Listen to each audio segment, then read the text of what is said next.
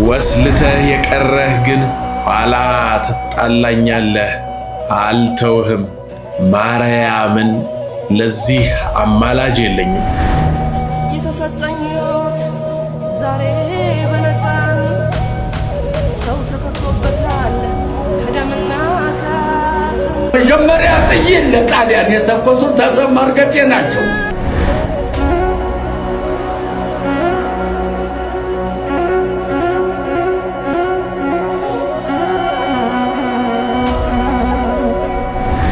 የቱ ጋ ሲደርስ ይሆን የምትጮሁት?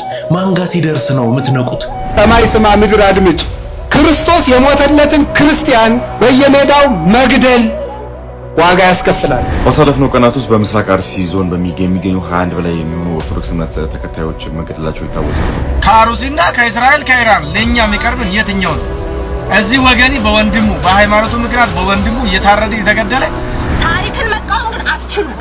ባይ ዘ ዌይ ምኒልክን የምትጠሩ ሰዎች ለሚቴሉ በእውነት የምሬ ነው የምነግራችሁ። ልትሰሙ ትችላላችሁ፣ እዚህ ልትኖሩ ትችላላችሁ። አይ ዶንት ኬር። ልንገራችሁ ታሪክ ምኒልክን የምትጠሩ ሰዎች ኢትዮጵያዊ ነኝ ብላችሁ እንዳታወሩ። የአፄ ምኒልክ አዋጅ። እግዚአብሔር በቸርነቱ እስካሁን ጠላት አጥፍቶ ሀገር አስፋፍቶ አኖረኝ። እኔም እስካሁን በእግዚአብሔር ቸርነት ገዛው። እንግዲህ በሞትም ሞት የሁሉ ነውና ስለ እኔ ሞት አላዝንም። ደግሞ እግዚአብሔር አሳፍሮኝ አያውቅ፣ ከእንግዲህም ያሳፍረኛል ብዬ አልጠራጠርም። አሁንም ሀገር የሚያጠፋ ሃይማኖት የሚለውጥ ጠላት እግዚአብሔር የወሰነልንን የባህር በር አልፎ መጥቷልና እኔም የሀገሬን ከብት ማለቅ የሰውንም መድከም አይቼ እስካሁን ዝም ብለው ደግሞ እያለፈ እንደ ፍልፈል መሬት ይቆፍር ጀመረ። አሁን ግን በእግዚአብሔር ረዳትነት አገሬን አሳልፌ አልሰጠውም። የአገሬ ሰው ካሁን ቀደም የበደልኩህ አይመስለኝም። አንተም እስካሁን አላስቀየምከኝም።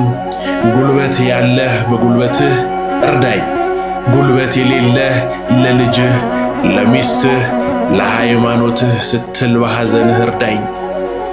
ወስልተህ የቀረህ ግን ኋላ ትጣላኛለህ። አልተውህም ማርያምን ለዚህ አማላጅ የለኝም። ዘመቻዬ በጥቅምት ነውና የሸዋ ሰው እስከ ጥቅምት እኩሌታ ድረስ ወረይሉ ከተህ ላግኘህ። የአፄ ምኒልክ አዋጅ እሳቸው ያወጁት በደብዳቤ በምስሉ ላይ እንደምትመለከቱት ነው። እንኳን አደረሳችሁ ልንባባልበት የሚገባ እጅግ በጣም የኢትዮጵያ በዚያም አልፎና ተርፎ ለአፍሪካ ኩራት የሆነ በዓል። ሀገራችን ቅድስቲቱ ኢትዮጵያ ሰማዕቱ ቅዱስ ጊዮርጊስ አብሮ የተዋጋው ታቦታቱን ይዘው ወጥተው ድል የነሱበት ታላቅ ታሪክ የተጻፈ የጥቁር ሕዝቦች ምድር የተከበረበት ገናንነታችን፣ ኃያልነታችን፣ ሰው መሆናችን ጭምር የታወጀበት ዕለት ድንቅ ቀን። በጣም እኮ ነው ደስ የሚለው። 1888 ጀምሮ የነበረ ምን አይነት ደስ የሚል ጊዜ ላይ ነበር። በሀገራችን ታሪክ በዓለም ላይ ያልተደገመ እስካሁን ድረስ ከዚህ በኋላ ለመድገም ራሱ የሚያስፈራ ድንቅ ስራ የተደረገላት ሀገር ናት ኢትዮጵያ። ኧረ እንደው ዛሬ 2 ፕሮግራም ብቻ ነው ይዤላችሁ የመጣሁት። ለምን የሚል ሐሳብ ያለውና ይህንን ጀግንነታችንን የሚያወሳ ጥቂት ነገሮች፣ ይህንን ተመልከቱ። ታሪክን መቃወም ግን አትችሉ። ባይ ዘ ዌይ ምኒልክን የምትጠሉ ሰዎች ለሚቴሉ በእውነት የምሬ ነው የምነግራችሁ። ልትሰሙ ትችላላችሁ፣ እዚህ ልትኖሩ ትችላላችሁ። አይ ዶንት ኬር። ልንገራችሁ ታሪክ ምኒልክን የምትጠሉ ሰዎች ኢትዮጵያዊ ነኝ ብላችሁ እንዳታወሩ። ምክንያቱም ቢኮዝ ኦፍ ምኒልክ ዛሬ ነጥ አልገዛችሁ። መጀመሪያ ጥይት ለጣሊያን የተኮሱት ተሰማ እርገጤ ናቸው። እኛ የአይጥ የሚያቆርብ ጠላት መጥቶብናል። ጎራዴ ያለህ ጎራዴ፣ ጦር ያለህ ጦር ያለህ ተከተለኝ ሸዋሮቢት እንገናኝ ብለው ተሰማ እርገጤ አውጀው ሄዱት። ጁማማ የሚባል ቆላ ላይ እሳቸው የመጀመሪያ ጥይት ለጣሊያን የተኮሱት ተሰማ እርገጤ ናቸው። ነጭ ነጩን አራጅ እንደወጠጤ የጥቁር ጭቃው ተሰማ እርገጤ እየተባለ ይፎከራል። በኋላ ተሰማ እርገጤ ያንን እዚያ ላይ ለወር ይሁን ለ15 ቀን እየተዋጉ ጣሊያንን ሳያሳልፉት ከዚያ በኋላ ነው ጅማ ሰንበቴ አሌልቱ ላይ ተዋግቶ ደግሞ ድል አደረገ የሚባል። ድምጻቸው ውስጥ ጀግንነት አይሰማም? የሆነ እንዲሁ ሸንቆጣ ያረጋ። ኧረ እንደው በእውነት እንደዛማ ካልተሰማችሁ የኢትዮጵያዊነት ደም የለም በውስጣችሁ ማለት ነው። በቃ እኔ እኚህን ሰውዬ ስሰማቸው የሚሰማኝ ስሜት ውጣ ውጣ ሂድ ሂድ ነው የሚለኝ። እንዴት ደስ ይላል መሰላችሁ በእውነት። አዎ ለመላው አፍሪካ ሕዝብ ኩራት የሆነ ሰው ነው አይደል? ድንቅ ታሪክ ስለሰራልን ድንቅ ነገርን ስላየን እጅግ በጣም ደስተኞች ነን። እና እንግዲህ ምዬ ሀገር ኢትዮጵያ፣ አንቺ እናት ዓለም እናት ሀገር፣ በእውነት አሁን የያዝነው አሁን ያለንበት ጊዜ እጅግ በጣም መራራ ስለሆነ አንድ አባት እንዲህ አድርገው ከዚህ ካለንበት ነገር ጋር አያይዘው ይህንን ቃል ተናግረዋል። ወደ ሁለተኛው ቪዲዮ ከመሄዴ በፊት የኚህን አባት የመጨረሻ ቃል እንስማ። የቅዱስ ጊዮርጊስ አምላክ ጠላትን ያስታክስልን። ቅዱስ ጊዮርጊስ አምላክ እየነደደ ያለውን እሳት ያጥፋልን። አሁንም የጊዮርጊስ አምላክ ኢትዮጵያ ውስጥ እየነደደ ያለውን የጦርነት እሳት ያጥፋልን። ያለመግባባትን እሳት ያጥፋልን። የዘረኝነትን እሳት ያጥፋልን። የጥላቻን እሳት ያጥፋልን። የመለያየትን እሳት ያጥፋልን። የጎጠኝነትን መንፈስ ያጥፋልን። አጠፋለት እሳቱ። እንደውም ቅዱስ ጊዮርጊስ ይላል ፊቱ እንደ ፀሐይ በራ፣ እንደ ጨረቃ ደመቀ። የሚገድል ሆድን ቆራርጦ አንጀት በጣጥሶ የሚገድል ነገር ሰተነው ፊቱ እንደ ፀሐይ እንዴት በራ ብለው ተደነቁና ያ መሰሪ ጠንቋይ ነው እንዲህ ያደረገው ብለው ተዘባበቱበት። ስለዚህ እናት ሀገር ኢትዮጵያን ቅዱስ ጊዮርጊስ እንዴት አድርጎ እንደታደጋት እንዴት አድርጎ ከእግዚአብሔር ተልኮ ይህንን ተአምር እንደሰራ አባቶቻችን በጀግንነት በጀብዱነት ያወሩናል አይደል? እኛም ታዲያ ያንን ተከትለን ዛሬ እየሰራን ያለነው ምንድነው የሚል ግን ጥያቄ ያስነሳል። ኧረ አባቶቻችን ጥሩን፣ ኧረ ወኔያችሁ ይጥራን፣ ኧረ ትንፋሻችሁ ይድረሰን፣ ኧረ ጉልበታችሁ ይምጣ፣ ወኔያችሁ ይቀስቀስ። በእውነት በመቃብር የተጋደማችሁት እናንተ ጀግኖች ተነሱልን። ትንሽ አስተምሩን፣ ትንሽ አሳዩን፣ ትንሽ እንወቅ፣ ትንሽ እንስማ፣ ጥቂት ትኑረን። ኧረ ምን ያህል ነው የተዋረድነው? ምን ያህል ወድቀናል? ምን ያህል ርካሾች ሆነናል? ዓለም በጦርነት እየታመሰች ስለ ኢራቅና ስለ ፍልስጤም ስለ እስራኤል እናወራለን። በአርሲ ያው ሁሉ እየሆነ ትላንት ከትላንት ወዲያ የሆነውን አታውቁም? በሃይማኖታቸውና በብሔራቸው ብቻ ሲገደሉ ያመሹትን ሲጨፈጨፉ የኖሩትን ምን ሆነን ነው ዛሬ ትላንትናውን 1888 የሆነውን ታሪክ እያነሳን ከምንጎፈላ? ምን አለበት ዛሬ አርሲ ላይ የተገደሉትን ሰዎች ብንታደጋቸው? ቀጣይ ሌላ ትውልድ እንዳይታረድብን ምን እናድርግ? ይሄንን ለምንድን ነው ማናወራው? እዚያ አካባቢ ላይ ያሉ ብፁዕነታቸው የተናገሩትን በእንባ ሆነው ምን ያድርጉ? ስሙልኝ።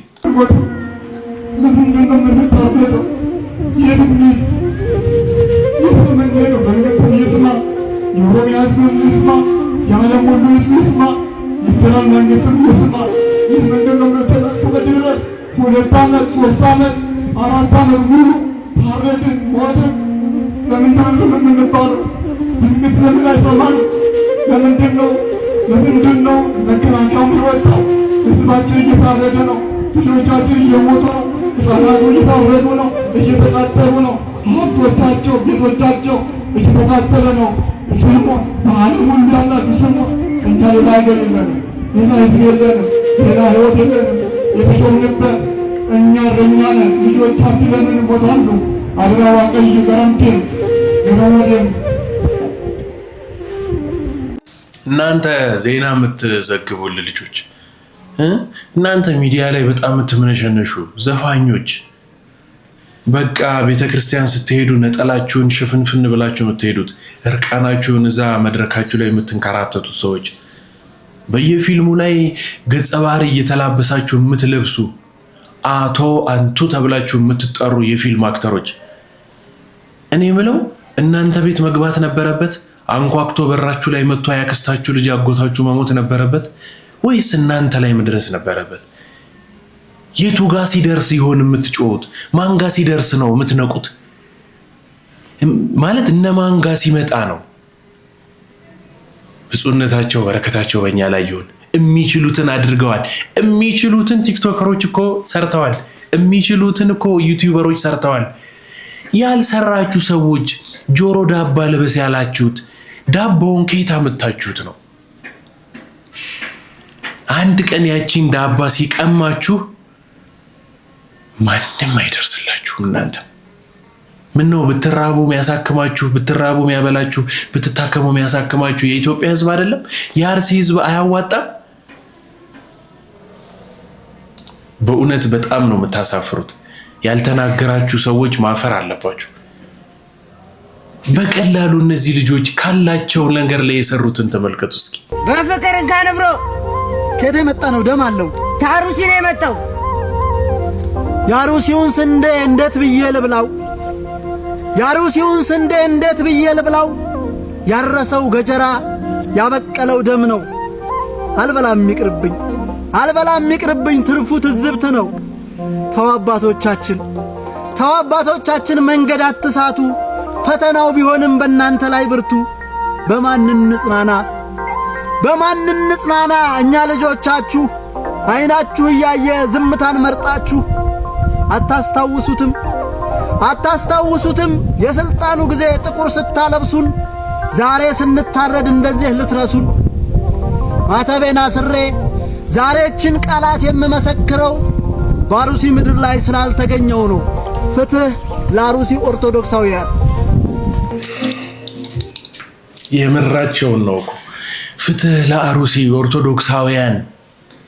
አንድ ሌላ ሰው አይደለም እኮ እየተገደለ ያለው። አንድ ሌላ ነገር ሚዲያ ላይ ሰምቼዋለሁ ብለው የሚያላግጡ ሰዎችን በጣም በዝተው ስላየሁኝ እንደው ወንድሜ አምደ ሚካኤል በእውነት ይሄንን ቪዲዮ ስላጋራን በጣም ነው የማመሰግነው። ቆይ ላሳያችሁ። እኔ ግን እንደዚህ ፖለቲካ ምናምን ነገር አይመቸኝም።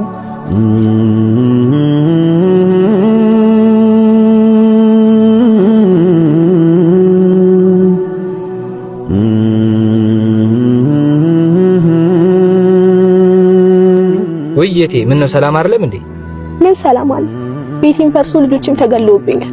በሃይማኖቴ ምክንያት ደግሞ ማረፊያ አጥቻለሁ። አርሲ ላይ የፈሰሰው ደም የኔ ልጆች ብቻ ሳይሆን የመላው ኦርቶዶክሳውያን ደም ነበር። ግን ምን ያደርጋል ማንም አይሰማኝም። ዝምታችን ከጥቃት በላይ ያማል። ዛሬ አርሲ ላይ የፈሰሰው ደም ነገኛ ደጃፍ ላይ እንደማይመጣ ምንም ዋስትና የለም። ይሄን ወሬ ሶሻል ሚዲያ ላይ አርሲ ሲባል ሰምቻለሁ። እኔ ግን እንደዚህ ፖለቲካ ምናምን ነገር አይመቸኝም።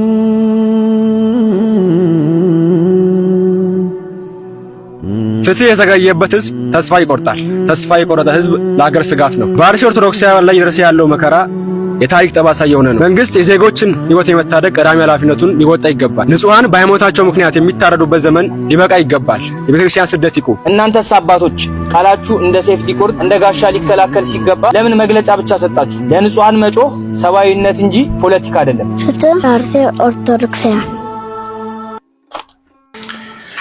ፍትህ ለአርሲ ኦርቶዶክሳውያን። የሁላችንንም ኃላፊነት ነው ያለብን። ሁላችንም ይሄን ነገር መናገር ነበረብን። ግን በቃ ድብስብስብስብስ ምናምን እኛ ጋር ስላልደረሰ ወይ ደግሞ የምናውቀው ሰው ስላልሆነ ለመድ ነው አይደል? ሞትን ስቃይን ምናምን ምን አለ አድዋ ነው ዛሬ። ምን አለበት እስኪ የእነሱን ደም የፈሰሰበትን ቀን ብናስብ። እነዛ እኮ በጀግንነት ነው። እነዚህ እኮ ወንድም በወንድሙ ላይ ተነስቶ እኮ ነው የሚተራረደው። ይህንን የሚሰራ ደግሞ ቆሻሻ ፖለቲካ ነው። የማይታወቁ አካላት፣ አንዳንድ አካላት በሚባል ነገር ወንድም ወንድሙን ርድ ያደርገውና ወይ የሆነ ታጣቂ ነው ተብሎ ይመጣና ጭፍጭፍ እናቱን ገሎ እህቱን ደፍሮ አባቱን ገሎ ወንድሙን ገሎ ይሄዳል። እነማን ናቸው? አንዳንድ አካላት፣ የማይታወቁ አካላት፣ የታጠቁ አካላት ምናምን በቃ ዝም ነው። እንደዚህ የሁለት ዓለም ሰው ሆነናል ማለት ነው። በአርሲ ላይ የሆነውን የደረሰውን በቃ ስለሱ ማንም ምንም አይልም። በቃ በአንድ መስመር የሀዘን መግለጫ ነው እረኛ የተባሉት የቤተ ክርስቲያን መሪዎች ስም ያልፉት። በቃ እናንተ ኖሎታውያኖች ኖሎት ተብላችሁ የተጠራችሁት እኮ እግዚአብሔር ክህነትን ስልጣንን ሰጥቶ ትምህርትን አጎናጽፏችሁ ነው። እንደው ይህንን ተቃውሞ ምርር ባለ መንፈስ ኃይል አቅም ተነስቶ እንደው የሚያወግዝ የሚናገር ወይም ደግሞ ለነገሽ እንዴ እናንተ በየሳምንቱ እኮ ነው 10 ሰው 15 ሰው 20 ሰው ምናምን የሚታረደው የሚገደለው። ዝም ስንል ነገ ስንት ሰው ነው የሚሆነው? በቃ ምንም ልናስቆም የምንችልበት መንገድ የለም። በነገራችን ላይ ለጥምቀትም ሆነ ለመስቀል የሚወጣው ህዝብ በጠቅላላ በአንድ ድምፅ የሚፈልገውን ነገር ማድረግ ይችል ነበር።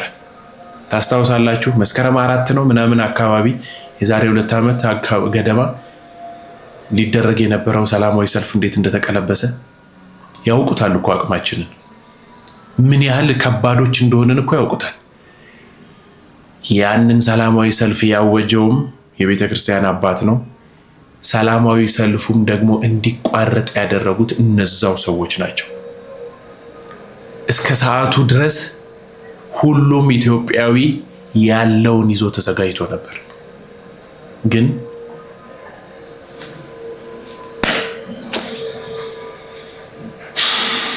በአርሲ ስላሉ ኦርቶዶክሳውያን ይገደኛል። ከአሩሲና ከእስራኤል ከኢራን ለኛ የሚቀርብን የትኛው ነው? እዚህ ወገኒ በወንድሙ በሃይማኖቱ ምክንያት በወንድሙ እየታረደ እየተገደለ አንተ ኢራን እንደዚህ ሆነ አሜሪካ እንደዚህ ሆነ እያልክ የኦርቶዶክሳውያን ግድያ ላይ ለመሸፋፈን ትሯሯጣለህ። እያንዳንድሽ በተለይ ቲክቶከሮች ማለት ነው ዜና ላይ ምሰሩ የተለያየ እንትን ላይ ምሰሩ ምን አገባን እኛ ስለ ኢራን ስለ እስራኤል ምን አገባን? እዚህ ወገን እየሞተ እኮ ነው፣ ጎረቤት እየሞተ ነው። ወንድም ያንተ ደም ኢትዮጵያዊ ወገን እየተገደለ እየሞተ የኦርቶዶክሳውያን ደም ለማሸፋፈን አሩሲ ምናምን እንትን ማን ነው እስራኤል ምናምን ትላል። በጣም ነው የምታሳዝኑት። ገዳዮቹም ነገ ትሞታላችሁ። እሺ ቤተ ክህነት መግለጫ ያወጣችሁ፣ ሲኖዶስ መግለጫ ያወጣ፣ በቃ ቀጣይ መፍትሄውስ? ከዛ ቀጣይም ደግሞ ይሞታሉ፣ መግለጫ ታወጣለህ። በቃ በዚህ ነው የምንቀጥለው። እግዚአብሔር ይፈርዳል። እያንዳንዳችሁ ጠብቁ። እኔ በነገራችን ላይ የመግለጫ ትርጉሙ ምንም አይገባኝም። ምንድነው አቋሙ? ከዛ እንዲህ ፕራክቲካል ልናየው የምንችለው ነገሩ ምንድነው? መግለጫ ቆይ የሆነ ሰው ወረቀት ላይ ጽፎ በቃ ቅዱስነታቸው ጋር ይወጣል ይነበብና ከዛ መግለጫው ይሰጣል። መግለጫው ምንድነው? ኃይሉ ፓወሩ ምንድነው? የምሬን ነው ግን በእውነት ስላልገባኝ ነው።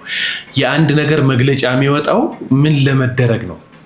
በዛ በመግለጫው ላይ መግለጫው ተያይዞ የሆነ አክሽን መወሰድ የለበትም ነው ወይስ በቃ መግለጫው ወጥቷል? መግለጫው ተቃውሞ ነው ሊሆን የሚችለው መቼ ማለት ላይ አትግደሉ ነው ከዚህ የተለየ ማለት በንግግሩ ነው ሄዶ በአካል ያ የተወራው ነገር በአካል ሄዶ እዛ ቦታ ላይ ደጀን ይሆናቸዋል ወይስ ምንድነው የሚሆነው? ያ መግለጫ በጣም ትችላላችሁ፣ ግን ወንበሩ ላይ ያላችሁ ሰዎች በጣም ነው የምትችሉት። እናንተ ኖሎ ተብላችሁ የተጠራችሁት በተለይ በቃ በጣም ነው የምትችሉት። ወንበር አያያዝ ትችሉበታላችሁ። በጣም ነው ወንበር የምትይዙት። አንድ ቀን አይበርድባችሁም ወንበራችሁ፣ አንድ ቀን አይበርዳችሁም፣ አንድ ቀን አይከፋችሁም፣ ትዝ አይላችሁም። አንድ መምህር ምን አለ? ከአንድ ቤተክርስቲያን ግቢ ውስጥ ወንበር ቢጠፋ ሰበካ ጉባኤው ይሰበሰባል። ከአንድ ሰንበት ትምህርት ቤት ውስጥ አንድ ልብስ ቢቀደድ ወይ ከበሮ ባይኖር ሰንበት ትምህርት ቤቱ ተሰብስቦ ማን የቀደደው የት ጠፋ ይባላል። አንድ ክርስቲያን ሲጠፋ ግን ማንም ተሰብስቦ የት ሄደ የሚል የለም ብሏል። እውነት ነው ወይ? ተዉት በቃ። አሉ እኮ አባቶች ታውቃላችሁ ደግሞ እንዳሉ በቃ ሊመሩን የሚችሉ ሊያስተዳድሩ የሚችሉ የምንከተላቸው ሀቀኞች ኑፋቄ በሃይማኖታቸው ላይ የሌለባቸው በስጋቸው የኃጢአት ድክመት እንኳን የእናንተን ያህል ያልደከሙ አሉ፣ በጣም አሉ። 6 ሚሊዮን ብር እንደሆነ አውቃለሁኝ። ጵጵስና ታውቃላችሁ። በድቁና ክህነት አለኝ። 6 ሚሊዮን ብር ቢኖረኝ በነገራችን ላይ አመንኩ ሰው ጳጳስ ያደርጉኛል። እኔ ምንም አላውቀውን ሰውዬ ማለት ምንም አላውቀውን አርቲፊሻልም ቢሆን እዚህ ላይ ጺም አድርግና በቃ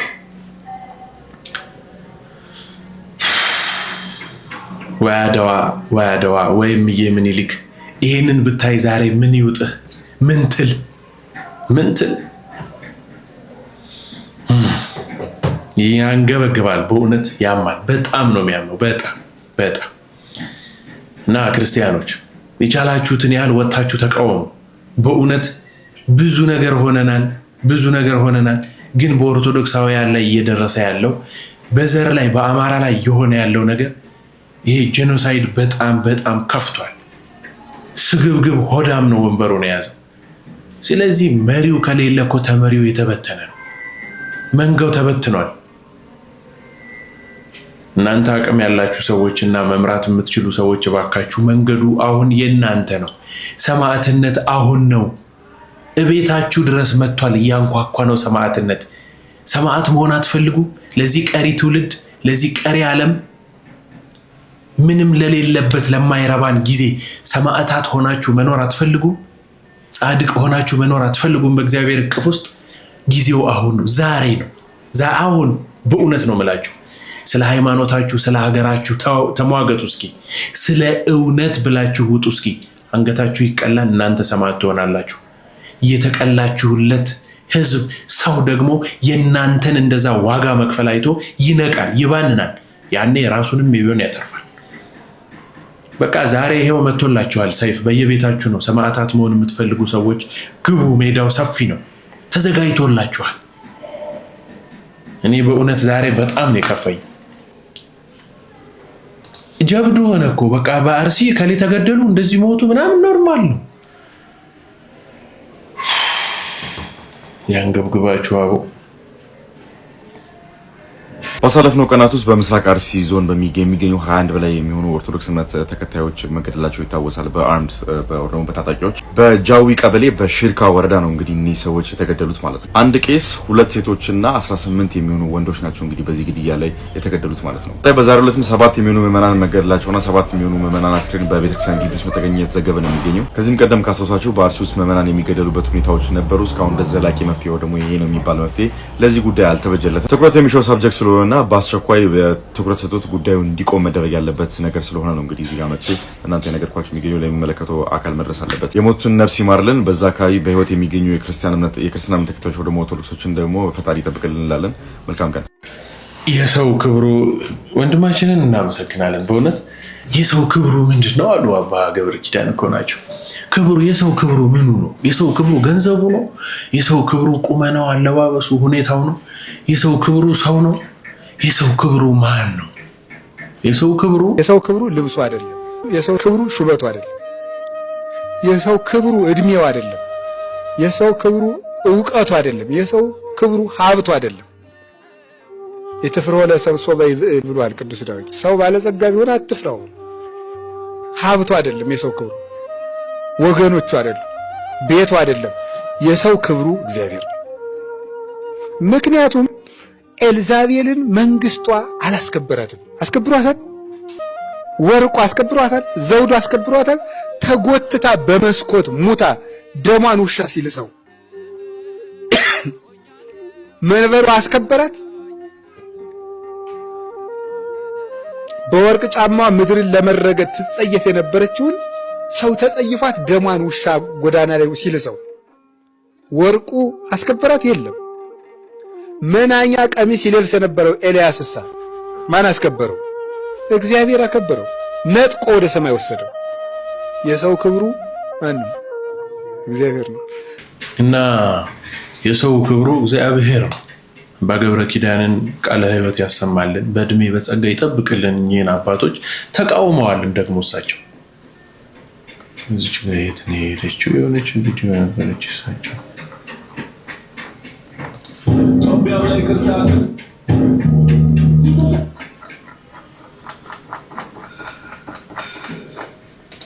ሰማይ ስማ ምድር አድምጭ።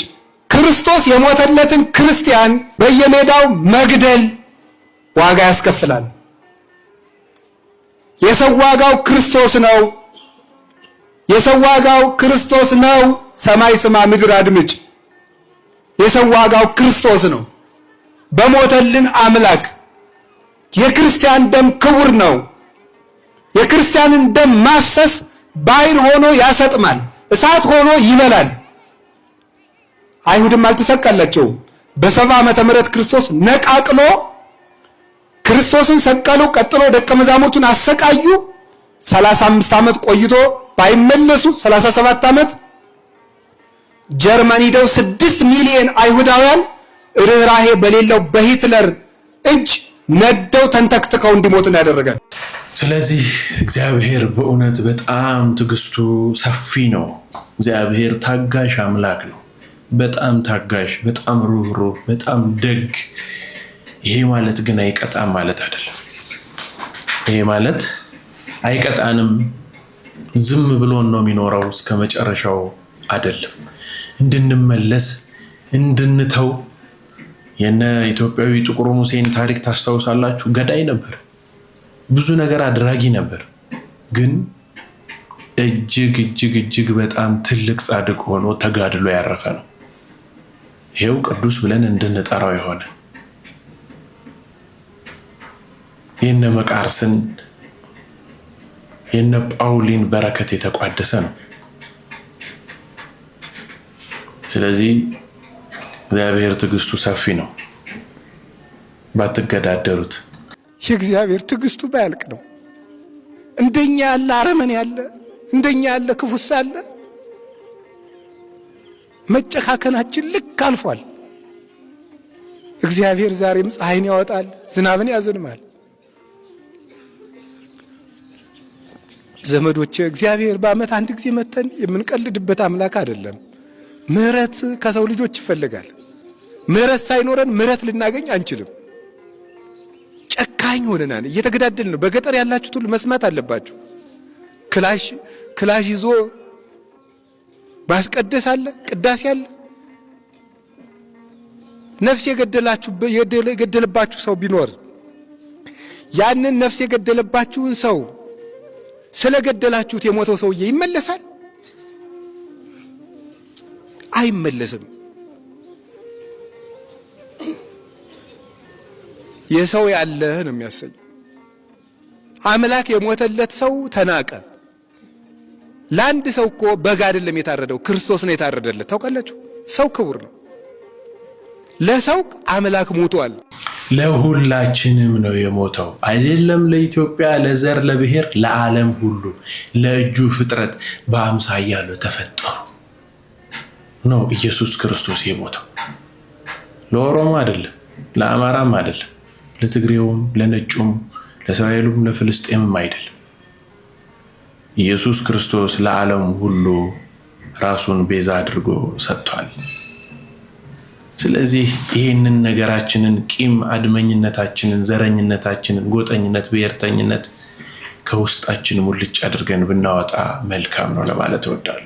ያለንበት ጊዜ የአብይ ጾም እያጋመስኑ ነውና በዚህ ጾም ጊዜ ውስጥ ልናደርግ የሚገባው ወደ እግዚአብሔር ልንጮህ፣ የጎደሉብንን ነገሮች እያሳሰብን፣ በሰጠን ነገር ደግሞ እያመሰገንን ከእግዚአብሔር ጎን ልንሆን እንጂ ክፉ ዘመን ላይ እንዳለን እያወቅን የባስ እዛ ላይ በእንቅርት ላይ ጆሮ ደግፍ ከምንሆን ብንድን መልካም ነው ብዬ አስባለሁ። አድማጭ ተመልካቾቼ ዲያቆን አቤሜሌክ ነበርኩኝ። በዛሬው ዕለት 2 ቪዲዮዎችን ብቻ ነው ወደ እናንተ ይዤ የመጣሁት። ስሜታዊ ላለመሆን ሞክሬያለሁ በተቻለኝ አቅም። ግን ሁላችንም እኔ ማን ነኝ፣ ምን እያረኩ ነው ብለን እንድናስብና እንድንጠይቅ ይገባናል። እንደ አንድ ኢትዮጵያዊ ይሄ ነገር ከህሊናችን ውስጥ ሊኖር ይገባል። ያለንበት ሁኔታ ክፉ ነው ብለን የምንናገረው ራሳችን ከፍተን ነው እንጂ ሌላ ክፉ ነገር መጥቶብን አይደለም። ራሳችንን የከፋ ነው። ስለዚህ ይህን ነገር እያስተካከልን አብረን እንቆያለን። ሀገራችን ትንሳኤዋ ቀርቧል። እግዚአብሔር ግን ትንሳኤዋን ደግሞ ያሳየን። ከዚያ ከትንሳኤዋ ይቀላቅለን። እንዲሁ እንደተቸገርን ተወልደን አድገንበት እንዳንሞት እግዚአብሔር ከኛ ጋር ይሁንና ትንሳኤዋን አሳይቶን የአንዲት ላም፣ የአንዲት ከብት፣ የአንዲት ላም ወተት ለ7 ቤተሰብ ሲበቃ ያሳየን እግዚአብሔር። እንግዲህ ተዘጋጃጅተው የቀረቡላችሁ ቪዲዮዎች እነዚህን ይመስሉ ነበር። በሌላ መርሃ ግብር ተገናኝተን ዳግም እስከምንማማር ድረስ ሀገራችንም የኢትዮጵያን የምንከተላትን ሃይማኖታችንን ኦርቶዶክስ ተዋሕዶ ቤተክርስቲያንን እቅፍ ድግፍ አድርጎ ይጠብቅልን። ስብሐት ለእግዚአብሔር። ሰላም ቆዩኝ። ቻው